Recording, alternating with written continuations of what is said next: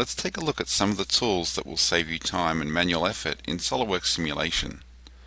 One area that really helps alleviate manual contact creation is extended support for automatic contact detection between any surface and edges.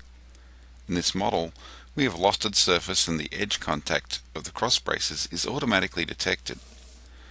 So you just have to set the global contact and you're good to go.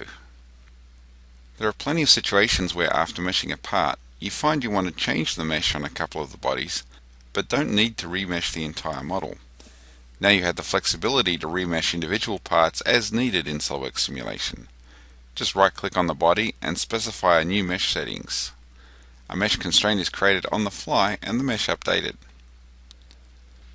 This can be a huge time saver, especially on larger models.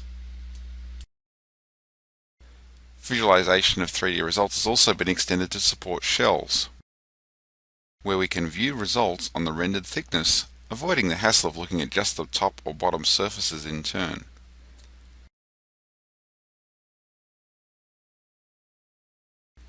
But probably the most useful enhancement for saving time is the new support for submodeling.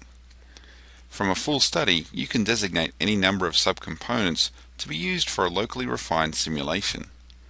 Just pick the bodies and the simulation creates a study and then automatically creates loads and boundary conditions to apply. So all you need to do is decide what refinement to do. For example, include components for more detail in bolted or welded connections. Then just mesh the submodel and quickly see the results in a far more detail than you could obtain if you'd used the entire model. You also have access to all the same result tools as for regular studies, so it's easy to drill down and understand the performance of your design. What's also great is that you're not limited to just one submodel.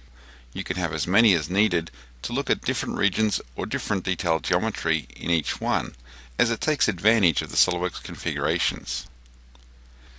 In this example, we've added a slot cutout to see what effect it has on the localized stresses in this cross member. As you can see, there are some great enhancements to help you get your job done faster in SolidWorks Simulation 2013.